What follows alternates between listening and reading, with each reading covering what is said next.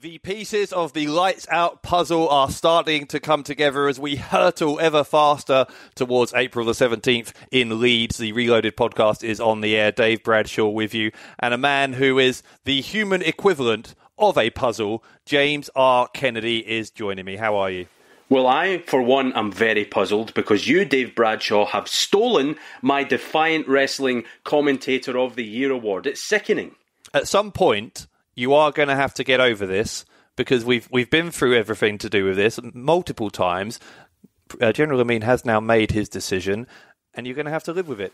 I don't want to live with it. I mean, want my award back. Granted, it's going to be hard because I am going to have that trophy sat on the commentary desk in front of us for the rest of time, but somehow you're going to have to find a way to ignore it and move on with your life. But you said that it was cheap and tacky and lightweight and you hated it. And you just... The vitriol that came out of you, Dave Bradshaw, with that trophy that meant so much to me, it's too much. I'm never getting over this. And I did notice on Loaded that you had that trophy front and centre in front of you. I had to keep pulling it over, but what did you do? Pull it back to your side. It's insulting. Because it's mine. Ugh. You are such a petty little man. Anyway, let's move on to more important things. And speaking of puzzles, one puzzle that was facing us as we went into Loaded this past week was who was going to face the bastard PAC at Lights Out. Big opportunity for one of four men in that fatal four-way match on Sunday's Loaded. We now know it will be El Phantasmo, the headbanger, going one-on-one with PAC at Lights Out. What a match that promises to be. It's going to be huge. You know, I said it on Loaded that, PAC, he will quite literally be licking his lips at the prospect of facing El Phantasmo simply because Phantasmo subscribes to the same kind of style as PAC. They're both high flyers, both super athletic, and both world-travelled. But, Dave, here's a question. What the hell is going on with Chris Brooks just walking out of the match? Yeah, see, Chris Brooks had this weird thing going on from the very beginning. Obviously, we all know what happened with Brooks just over a week and a half ago on Loaded, where he made that bizarre rant into your headset and pushing Laura Di Matteo out of the way as well, all that stuff. We talked about that last week. But he carried that attitude with him into this four-way match, it seemed to me, because he kind of strutted out in a nonchalant way for the match. He sort of seemed to have a chip on his shoulder throughout the contest, and then at one point, as you say, just rolled out of the ring and walked to the back. No explanation. Totally disrespectful to everyone, especially the fans. And all he's done is cut off his nose to spite his face, because what he's done is he's cost himself an opportunity to have an absolute marquee match against PAC at one of the biggest shows of the year. So I don't understand the logic at all. Well, everything, clearly everything not good in Camp Chris. Either that or he left the oven on. I mean, God, this was the opportunity of a lifetime. You're talking about the eyes of the entire wrestling world being on you at Lights Out when you went one-on-one with PAC. This star that everyone is talking about currently. And what does Chris Brooks do? He just walks straight out as if he doesn't even care about it. So clearly, Brooks not happy with his place in Defiant Wrestling. But on the bright side, for the three other men in that match, that opened up the door, if you like, to that opportunity. It gave them light at the end of the tunnel. Chris Brooks was out of the equation. Mark Haskins, Robbie X and El Phantasmo could vie for the right to face PAC, and we now know it will be ELP one-on-one with the PAC. Yeah, that's right, I said that because I'm down with the kids. I'm street. At Lights Out on April 17th, ELP versus PAC. Yeah, it's going to be a hell of a match. Just quickly on Brooks before we'll talk more about the match at Lights Out. But what's interesting with Brooks, though, is that he's going to presumably go on one of his another one of his rants soon, where he says he's been denied opportunity here in Defiant. Well, no one's going to take you seriously, Chris, if you're listening, because you've just denied yourself an enormous opportunity. You can't say that you don't get opportunities often enough if when you get them, you just walk out of the match. So we're just in advance to preempt it. We don't want to hear it. It's your own fault. You've had every chance here, and what you did on Sunday at Loaded was totally unacceptable. Now, El Phantasmo, you're right. El Phantasmo did take the opportunity. He did win the match, and this is going to be a real challenge for PAC. PAC has been talking about, ever since he came back to British Wrestling and made his debut for Defiant, he's been talking about how he wants to find proper competition. here in Defiant? Well, he's had very tough and back and forth matches in the 2 matches he's had already against David Starr and against Robbie X. But this one's going to be another one, because this one is a match against someone a bit like Robbie X, who has a similar style to PAC. El Phantasmo, probably even more than Robbie X, with no disrespect to Robbie though, has had a remarkable year. We talked about this last week. He's been winning tournaments all around Europe. He's native of British Columbia, Canada. And here in Defiant, he almost won the Ringmaster tournament on his very first weekend in the company last summer. He's been, coming close to championship wins, came very, very close to winning the internet title recently as well. So El Phantasmo is a man at the top of his game. And PAC, to face him, is going to be a real challenge for PAC, because he now finds himself in there against someone who really is in the upper echelons of names in British wrestling that people are talking about right now. So if PAC wanted competition, I can think of very few men better at this moment in time on the British wrestling scene for him to face than El Phantasmo. And you just think, how up for it is El Phantasmo going to be? You're talking about a packed house in Leeds. The entire wrestling world, as I say, will have their eyes on Lights Out, and they're going to want to see how El Phantasmo can rise to the challenge against a proper bastard in PAC. And it's quite fitting for me, by the way, on that fatal 4-way match at Loaded, it's quite fitting that Phantasmo actually pinned the first man to face PAC here in Defiant, Robbie X. So already Phantasmo is sending a message to PAC, hey, I'm facing you one-on-one, I know I can beat you, I'm coming for you. Phantasmo can't worry about Chris Brooks or anything else, that's all in his rearview mirror. Up ahead on that road, PAC. This is a huge match, a marquee match. It's the kind of match that you put on a graphic and the people, they flock to it, because El Phantasmo, PAC, special things will happen when that bell rings. Trust me on that. Yeah, and interestingly as well, I don't know what the consequences of that match will be in terms of future success for the winner, because there are no stipulations attached to this, as far as we know, at least not yet, from General Amin. So it's not a number one contenders match. It's not anything like that. But you do have to think that the winner of that match has to be in contention, has to be one of the names in the discussion to face whoever the Defiant World Champion is going to be after Lights Out. Whether it's Rory Coyle or whether it's Justin Sizem, we don't know. Hopefully it's Sizem. We'll get onto that in a minute, because Rory Coyle had a hell of a week here on Loaded as well. But surely, given the high profile of this match, the winner of this one is going to be right up there on the contenders list, aren't they?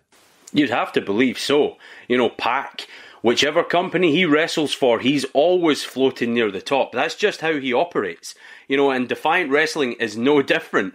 PAC sees Defiant Wrestling as a hyper-competitive environment. It's an environment that he believes he will thrive in. And now, after defeating Robbie X, and now he has El Phantasmo to look forward to as well, the sky is the limit for PAC, and I mean that quite literally, because you and I have sat at ringside and watched him deliver that red arrow, and he flew right up into the sky and then crashed down on Robbie X for the victory. Will the same fate befall El Phantasmo? And if it does, you're right, Bradshaw, if PAC beats El Phantasmo, you have to believe he'd be in the running for championships. The exact same goes for ELP. I wonder, though, whether there is more at stake here for El Phantasmo, because, as you say, PAC's reputation is already established. He already has a global reputation. El Phantasmo has a very good reputation, and it's a growing one as the months pass, because, as we've mentioned, he's been getting very important victories in Defiant and elsewhere.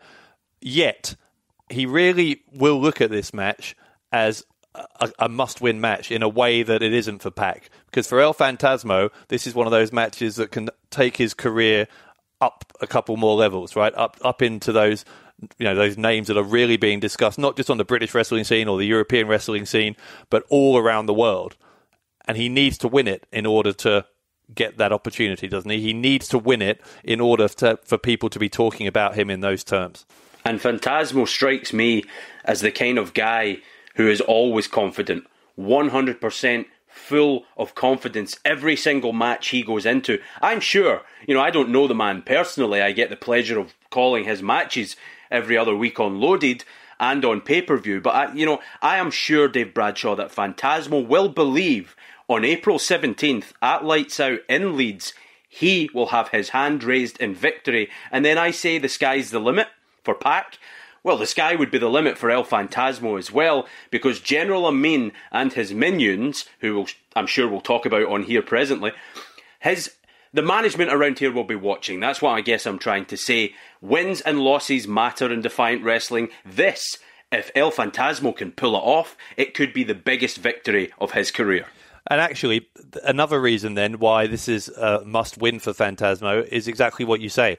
Wins and losses do matter, and for all of his success, Phantasmo, in his most recent big opportunity here in Defiant, did come up short against Martin Kirby for the Internet title. And so Phantasmo needs to make sure he doesn't start getting a reputation as someone who can make it to these big matches, but then on the big occasion somehow doesn't quite get it done. So he needs to ensure that that's not a kind of a label that gets stuck to him. And speaking of, we know someone who does have that reputation, and it's not a reputation he wants. And I'm talking about the nearly man of Defiant Wrestling, if you like, the product, David Starr, who came into the conversation this week on Loaded, as we saw. Well, Dave, here's a question. Here is a question. What is the actual management structure of Defiant Wrestling? Because it seems to me that General Amin fancies himself as the top dog, and I guess as the general manager he would be. Beneath him you have Simon Miller, Amin's assistant, and then you have the assistant to the assistant, Adam Foster, who's running around here making tag team matches. What is going on? Well, you've just precisely described what the management structure is, so I don't really know why you asked the question, but I will say this about what you said about David Starr. David Starr absolutely hates it when you call him the nearly man of Defiant Wrestling. And he's going to obviously try and prove his point in a match he's already been announced for at Lights Out. He's going to try and get his revenge against Gabriel Kidd after Kidd put him on the shelf with a backstage assault a few weeks ago. We now know as well that another man who Gabriel Kidd has had problems with, another man who in fact wants to get another piece of Gabriel Kidd, is Joe Hendry. Hendry wanted a match against Kidd, but instead Simon Miller has asked him to be the next man to try and solve the John Klinger problem. So it's going to be Hendry versus Klinger at Lights Out. And if Hendry wins, then he'll get another shot at Gabriel Kidd. So Hendry versus Klinger, that is going to be a barn burner, isn't it? It is. But also, you look at this big tag team match coming up next week on Loaded, Hendry and Starr against Klinger and Kidd. You look at one side of that equation. John Klinger and Gabriel Kidd are united by one thing: violence. And then on the other side of it, Joe Hendry and David Starr, there's competition there. They have unfinished business. We've seen that recently on Loaded as well. So the big question, I guess, going into this tag match is, can Hendry and Starr coexist? And on what you say about David Starr doesn't like when I call him the nearly man, well, my advice to the product David Starr is, as talented as he undoubtedly is, he needs to start winning the big one around here. He's had so many opportunities to do so, and for some reason hasn't been able to get the job done. And, that doesn't fill me full of any pleasure to say that. David Starr leaves everything in that ring every single night he wrestles. And yes, he deserves every opportunity to show what he can do. But he is the nearly man. That's just the way it is. And until he changes that, it's always going to be the way it is. Joe Hendry, on the other side of that, has been a Defiant World Heavyweight Champion. He has won championships all over the globe. He has wrestled everywhere and anywhere, and he believes that he should be the one getting his hands on Gabriel Kidd again. And then along comes Simon Miller, makes this match at Lights Out between Hendry and Klinger to solve Simon Miller's problem. And then, to my earlier point, Bradshaw, Adam Foster pops his head into the scene and says, hey, wait a minute, let's have a tag team match. That is my problem. That seems to be a recurring theme in Defiant right now, but it's my problem that we have assistants to assistants making matches when their superiors clearly aren't happy about it. Well, it seems to be a recurring problem in your life that you have a lot of problems. But anyway, and also I find it quite amusing that you think David Starr is listening to this show wanting your advice, as if David Starr is waiting to hear what James R. Kennedy has to say for him. Anyway, but it is interesting what you say about this tag team match. Because, as you say, Adam Foster kind of jumped into the conversation, if you saw on Loaded this week, and made that tag team match for next week, or this coming week rather, when Simon Miller clearly was trying to kick the can down the road and prevent that tag team match from happening. Which begs the question, why didn't Simon Miller want that match to happen? And I have a theory for you on this, which is as follows. Obviously, we know that there are 2 big singles matches involving the men in that tag match set for Lights Out, as we just said, Hendry against Klinger, Starr against Kidd. And as you referenced a minute ago, Klinger and Kidd, I think we can expect to be on the same page, given that they are 2 very similar personalities with a very similar amount of, how can I put it, amount of likability, to put it politely. Whereas with Hendry and Starr, there is competition there. There is rivalry. There is a big, big question mark about whether they can coexist. And so if you're Simon Miller, I would guess the problem you have is that you're worried that you're putting Hendry and Starr into harm's way there, because you're looking at a possibly very dysfunctional team between those 2 against what could be a very well-oiled unit in Klinger and Kidd, and therefore we may be a little bit worried about what might happen in that tag team match. Oh, you have to believe that, listen, if you're Joe Hendry and David Starr, and you look at everything Gabriel Kidd has done to get to the top here in Defiant, and then you look at his partner, the badness, John Klinger, and what that German psychopath will do, it's unbelievable. This is arguably even more dangerous a tandem than Gabriel Kidd had with the Defiant World Champion Rory Coyle, and I never thought I'd say those words. Fascinating, the company that Gabriel Kidd chooses to keep, isn't it? Rory Coyle, John Klinger, tells you a lot about a man. Well, Kidd, since he broke off from Prince, way back in the day, he's been on this warpath to try and get to the top of this company, and, on that note, Kidd and Klinger, they seem to pay someone to, in their words, take care of it on this week's Loaded. Who the hell were they talking to? That's another unanswered question going into this match. Yeah, what was that all about? So Kidd, as we saw, I don't think he wanted the cameras to catch it, but Kidd giving Klinger some money. Then as far as we could see, it looked like Klinger passed that money on to someone else off camera who we couldn't see to take care of some kind of problem for them. I have no idea what that's about, but that adds another element of menace here, doesn't it? Oh, 100%. Gabriel Kidd and John Klinger, whatever they get up to, whenever they get up to it, it's always menacing. There's always something about these guys. They always have a plan, always have a scheme, and I think next week we might just find out what it is. Now, assuming that we get to Lights Out with everyone unscathed, we know about Starr versus Kidd. We talked about that last week, but let's talk a bit more about Hendry versus Klinger as a match. Now, regardless of how we got there, we've got there because Hendry wants a shot at Kidd ultimately, so Klinger is an obstacle that's been put in the way, but Hendry clearly can't look at that at Klinger just in those terms. He needs to give Klinger all of his attention here because John Klinger is a very dangerous man. In fact, John Klinger, the John Klinger problem, as we've been calling it, is the fact that Klinger has been putting people, both wrestlers and non-wrestlers, in the hospital in recent times. So what are Joe Hendry's chances of being the man who solves the John Klinger problem on April 17th?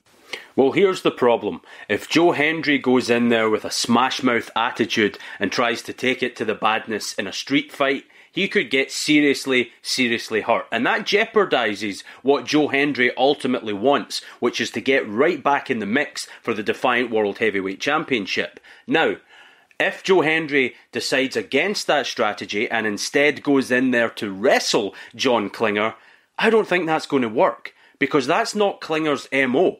Klinger is smash mouth. He is violent. He's right up in your face, and he's very unapologetic about it, by the way. Klinger revels in hospitalising his prey, and the reason I word it like that is because you saw the way this man licked his lips on Loaded at the thought of dishing out another beating to anyone who crosses his path. Joe Hendry is in the crossfire for John Klinger, and it's not going to end well for Hendry. You know my previous with Hendry. I've always looked at Joe Hendry as the prestigious one because that's exactly what he is. I believe that he is one of the finest athletes in pro wrestling today. I believe that he has all the charisma, all the poise, all the looks, and the moveset to be the absolute best. But what does he have to gain from this?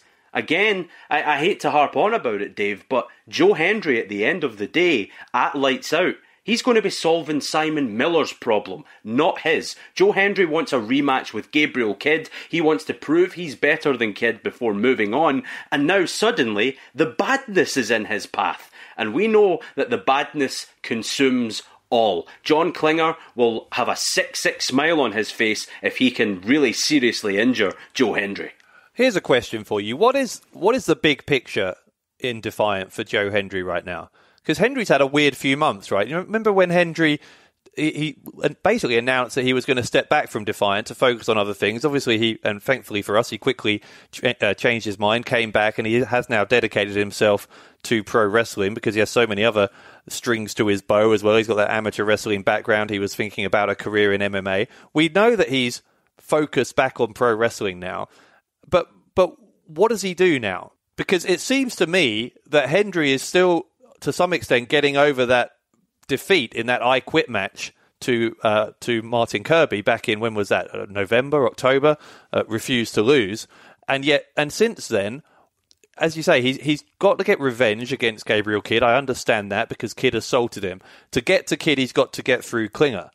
But past that, what is the goal for Joe Hendry right now? If he can beat Klinger, if he can beat Kidd, is it championship gold? What does Joe Hendry need to do for Joe Hendry to be happy and contented in his wrestling career? Well, far be it from me to speak for the prestigious one, Joe Hendry, but I have to believe, again, that the championship victories, they are what Joe Hendry lives for. They consume him. He lies awake at night believing that it's an absolute travesty that he comes to every Defiant wrestling event without gold around his waist. And again, this is Simon Miller's problem. John Klinger is Simon Miller's problem. Yes, the badness is causing a lot of problems here in Defiant wrestling, hurting an awful lot of people. But Simon Miller, it's his job as the assistant to General Amin, who has an awful lot on his plate right now. It's Simon Miller's task to ensure that John Klinger's badness is contained, not Joe Hendry's job. But it seems to me like that job has been palmed off onto the prestigious one. It's now an obstacle that he has to get through in order to achieve his goals here in Defiant. And I just don't think it's a good situation for Hendry. Because if he defeats John Klinger, what is the reward? What is the reward? Simon Miller never laid one out. Well, in a way, that's what I'm trying to say, though. What I'm trying to say is if the ultimate goal of Joe Hendry here in Defiant is to challenge for championships, then this match against Klinger is almost a sidetrack to a sidetrack from that. Because he's got this issue with Kidd, which I understand. He was making a stand against Gabriel Kidd after Kidd took out Starr. You can understand why Hendry wanted to do that, but ultimately that's a distraction from his long-term goal. And then he's also being distracted from that distraction because he now has to get over this obstacle of John Klinger before he gets a match with Kidd. And so I just wonder whether the frustration will start to build in Joe Hendry if these obstacles keep getting put in front of him by fate or by whatever reason it is and distract him from what he's ultimately trying to do. It's not by fate, though. It's the management here in Defiant Wrestling. Now, I don't need to remind you that I have had a massive problem with management here in Defiant Wrestling. Very recently with General Amin, who conspired with you to... never mind about that. I'm not going to make this about me. Back to Joe Hendry. Take a deep breath. I thought you were going to make a point then, but it turned out you were just having a little anger attack again. Trust me, I'm still having a meltdown about it. But back to Joe Hendry. I'm going to take a deep breath and go back to the prestigious one. Hang on.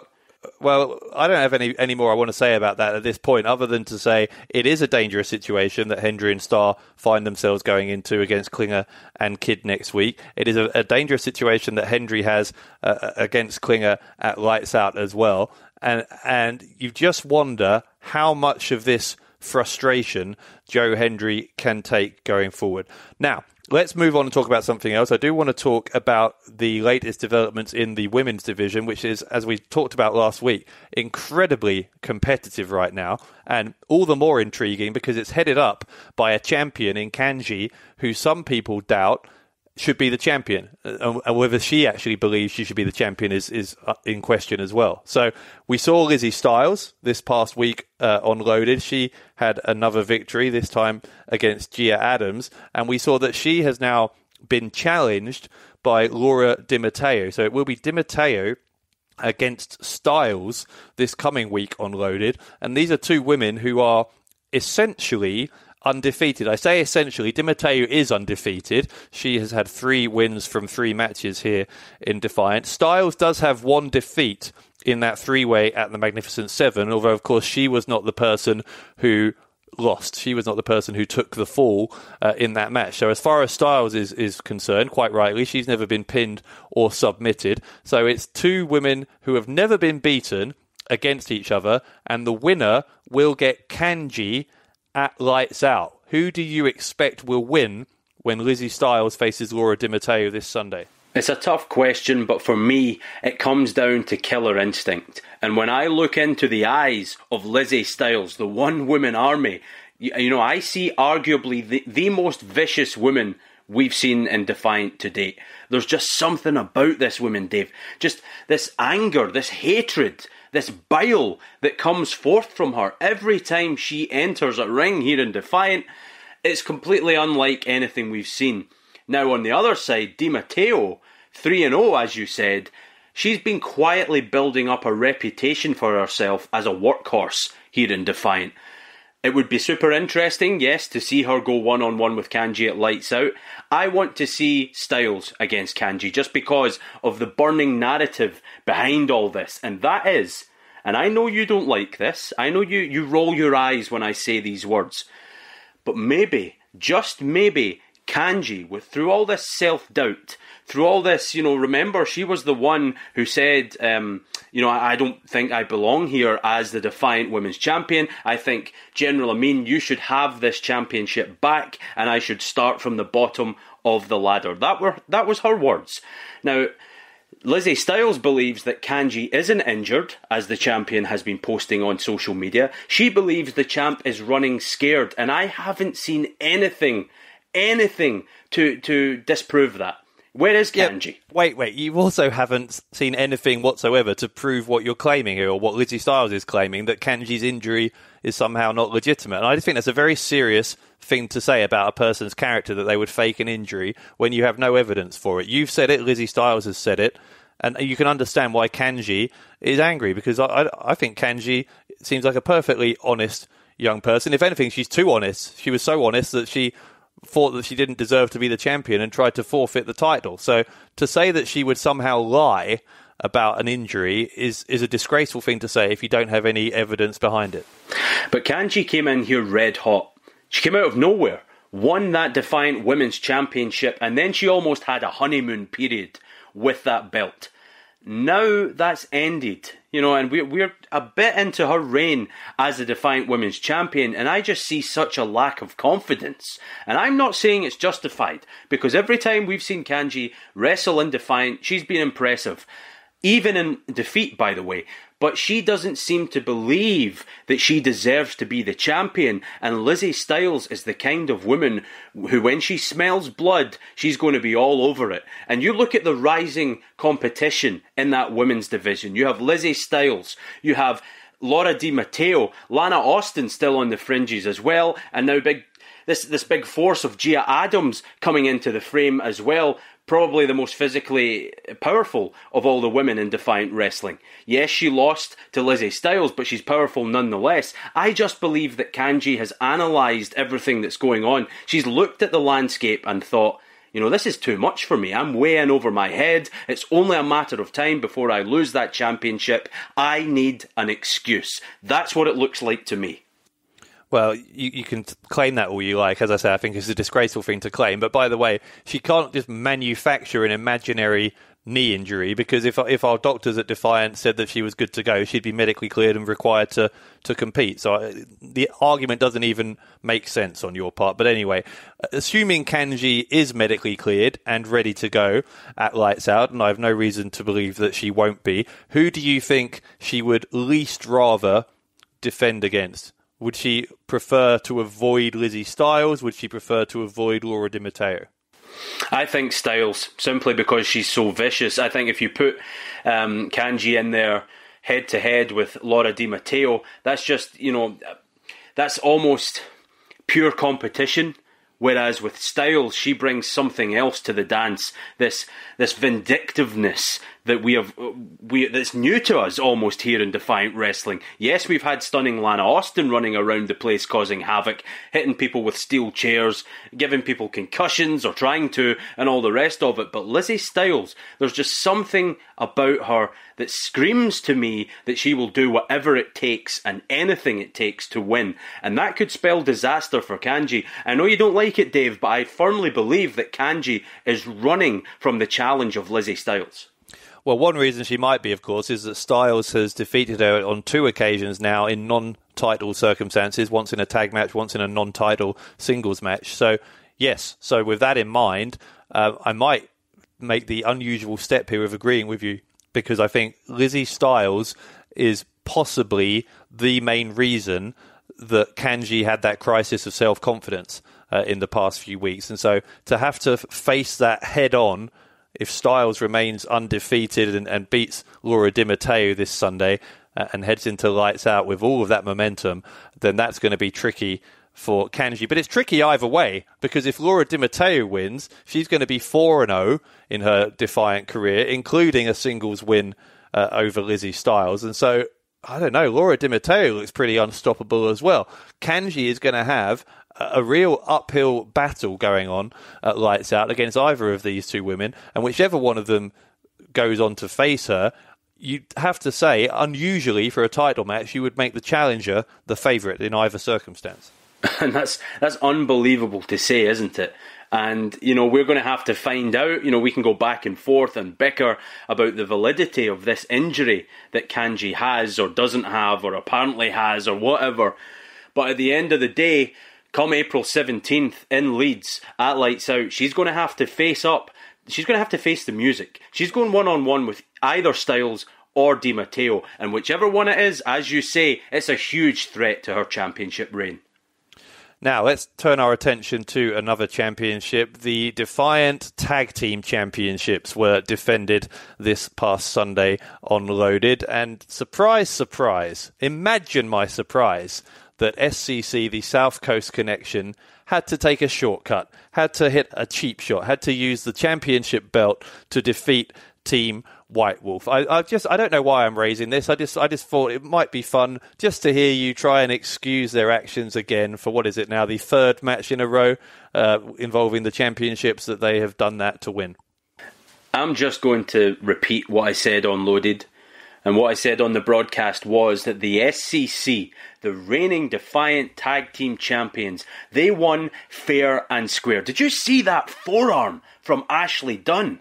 Did you see the power behind it? It was almost like there were metal plates inside his arm. Wow, it was thunderous. Here's a prediction. Here's a prediction for the rest of 2019. Now, I know we've already done our predictions, but I predict that the South Coast Connection will go on to usurp Aussie Open's Tag Team Championship reign. Yes, I said it. There's no match that these guys won't accept. No challenge that they won't face up to. And in the end, Ashley Dunn, Kelly Six, they come out on top. And that's why you hate them, Bradshaw, because they're successful. They're handsome, they're talented, and yes, okay, they have connections with Will Ospreay and some of the biggest names around in wrestling right now, but they are standing on their own 2 feet, and they are winning matches fair and square.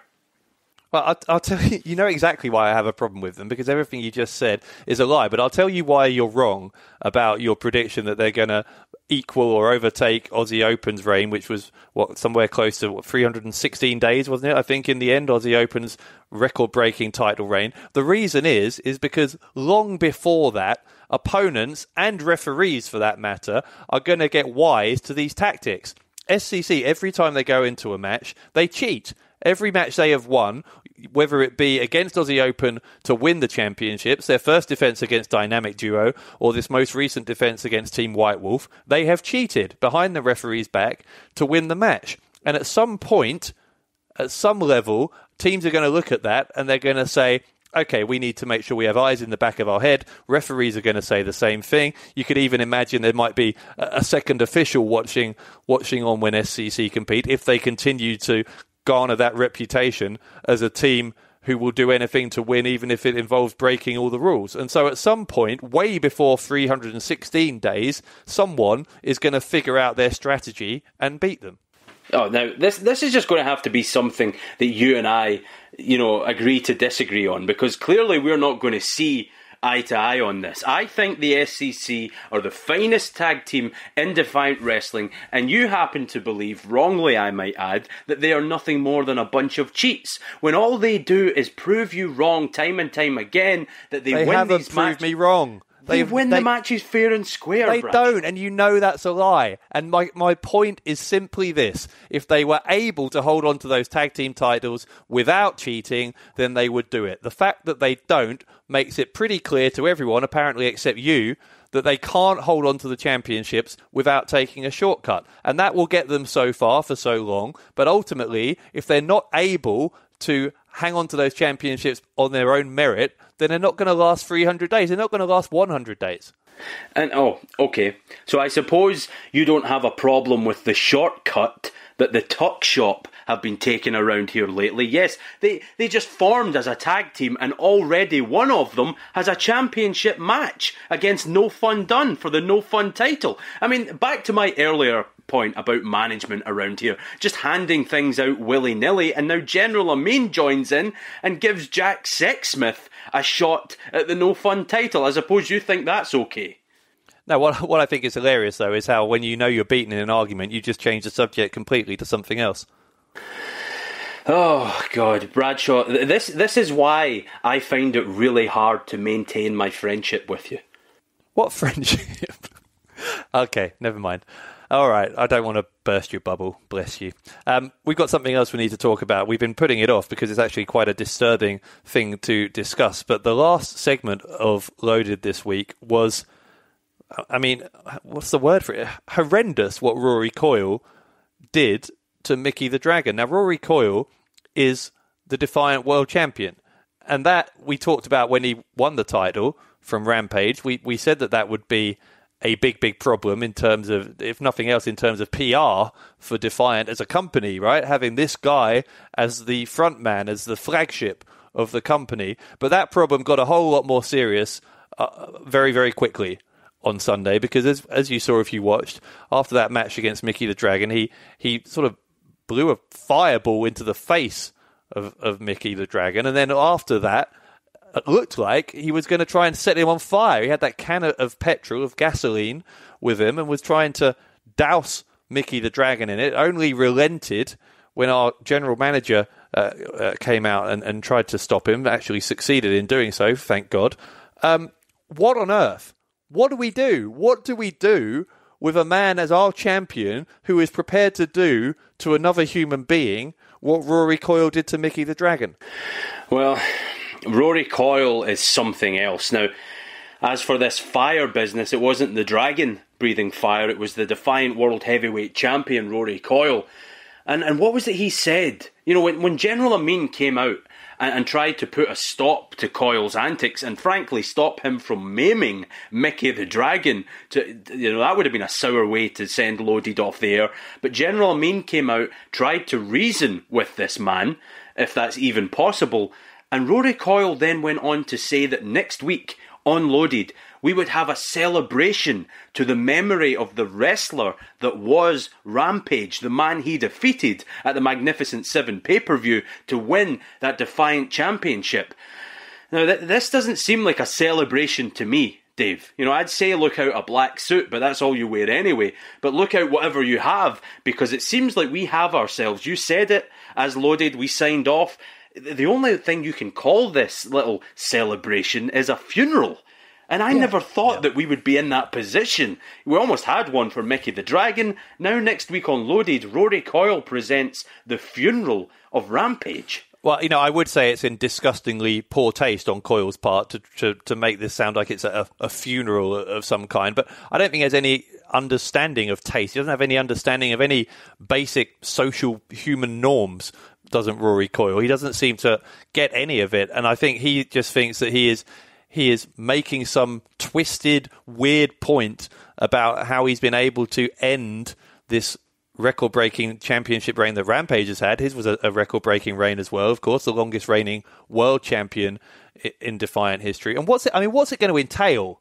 I mean, if this week a simple match against Mickey the Dragon ended up with, you said he could have maimed him. We still don't know. He may have, because that fireball in the face, we haven't had any medical update on Mickey the Dragon. We know he was clutching at his face. That fireball seemed to go right in his eyes. I've got no idea how much damage has been done and whether it's permanent, which is, obviously we wish Mickey the Dragon a speedy recovery, but we really have no clue as to the severity of that. So what if that's what he'll do in a wrestling match? What's he going to do when he's holding a funeral, a celebration, whatever you want to call it, of the wrestler Rampage? I mean, it boggles the mind as to what we are going to witness at Loaded this Sunday. Rory Coyle seems to be, after he vanquished Primate from Defiant Wrestling, there was closure on that chapter. Then he won the Defiant World Heavyweight Championship from Rampage. This celebration or funeral or whatever it is we're going to see next week is almost closure on that chapter. And then Rory Coyle will move on to face the superhero, Justin the Hammer Sysum, at Lights Out as well. This man is just rampaging, pardon the pun, rampaging through the ranks here in Defiant Wrestling. By the end of 2019, we might have nobody left. This man is a monster, a beast. He's a nightmare come to life. There is just nothing about Rory Coyle that has any human decency about it. He's depraved, he's foul, and he is our champion. He carries that championship around with him, almost like Rampage's head. And next week on Loaded, I really fear for what we're going to see in this celebration. I think if I might bring darker sunglasses so I can't see it, because it's going to be terrifying, whatever it is. Yeah, I just don't know. I have literally no idea what to expect when we go into Sunday, but I will say this. As you say, we are in dark, dark times when we have Rory Coyle as our world champion. And the more we see of Rory Coyle, the more I just think, please God, let Justin Sysum, the superhuman, defeat Rory Coyle and take that world title from him at Lights Out on April 17th. That is our main event on April 17th. Sysum challenging Coyle for that world title. We've talked about some of the other matches that are going on at Lights Out as well, including Gabriel Kidd against David Starr. We now know it's going to be Joe Hendry against John Bad Bones Klinger, and of course PAC against El Phantasmo. Much more as well. It's going to be at the O2 Academy in Leeds. If you want to join us, tickets available still at wearedefiant.com/tickets. And if you want to watch on demand, you can catch us wherever you are in the world on access.wearedefiant.com. And as always, if you are a new customer, you get a 30-day free trial, so you can watch Lights Out for absolutely free. All right, now that is just about going to do it for this week's podcast. If you want to join us in the conversation online, make sure you use the hashtag WeAreDefiant. You can tweet us at DefiantRest, that's Defiant WRES. You can tweet me at Dave Bradshaw. And how on earth, if I don't know why anyone would want to, but if they chose to get in contact with you, how would they do that? You know it by now. At Top Class Kennedy to get me on Twitter. Same on Instagram as well. But Bradshaw, I would be remiss if I didn't take this opportunity to continue my heartbreak. Do you know what? Can I just say, by the way, you have had an outpouring of support on social media in the past week. It's one of the more bizarre things I've ever seen, I think. But people saying I was being mean to you by not being sensitive enough to your heartbreak last week. So I apologise. I apologise for not taking your love life seriously enough, and I want to give you the stage to say whatever it is you want to say, and hopefully this will be some form of therapy for you. Well, thank you, Dave. And I would like to fire something back at you and say that because of your sympathy with my plight, yes, you've been texting me all week, you've been DMing me, you've been doing all sorts to try and get my attention. Yes, we can still be friends. Well, thank you very much, although none of that is true. But anyway, go on. What did you have an update for us on your current state of mind regarding your romantic endeavours, your romantic misadventures? Well, I'm still reeling over the fact that Taylor Hanson, my former girlfriend, if you like, I cannot believe that of all people, Taylor chose Benji as I can't believe I'm going to say these words. Benji was Taylor Hanson's favourite wrestler in Defiant. I've been bathing in bleach all week to get away from the fact that we were ever an item. But I found out something else. Something else that it just seemed so obvious. And I feel so stupid for not seeing this from the beginning. It made me feel sick. And it's actually worse than the fact that Benji is Taylor's favourite wrestler. Wait until you hear this, Bradshaw. Honestly, it makes me blow chunks. I can't believe, as I say, that I didn't spot it earlier. Are you ready for this? Oh, okay, go on. Well, I went over to Taylor's place. I was clearing out some of my things. I was looking at some of the photographs on the walls of us, sharing happy memories, dancing in the park, at concerts together, holding hands in public, everything that lovers do. And I came across something that really disturbed me. It really did. I had to question myself as a man when I saw this. I found, stuffed into a drawer, still in the shrink wrap, by the way, an SCC t-shirt that I bought as an extra special gift for Taylor Hanson. What's funny about that? I mean, I bought a man of good taste. I bought that as a gift. Woman of good taste. It was a gift. Honestly, there was more plastic on that t-shirt than there is on her face. What a bitch. Women are pigs, Bradshaw. Hey, don't be so disrespectful. Also, if you've been bathing in bleach all week, does that mean your chest hair's turned white? Well, some would say it's turning white anyway, but those are some other comments that I've been getting on social media, ones that I delete immediately. I just focus on the sympathetic ones because, it's a happier life that way. Don't let this negativity on social media weigh you down. No. Well, on that very positive note, we will leave it there. I will see you on Sunday at Loaded for this funeral/celebration of Rampage, which I am anticipating with some foreboding, it has to be said.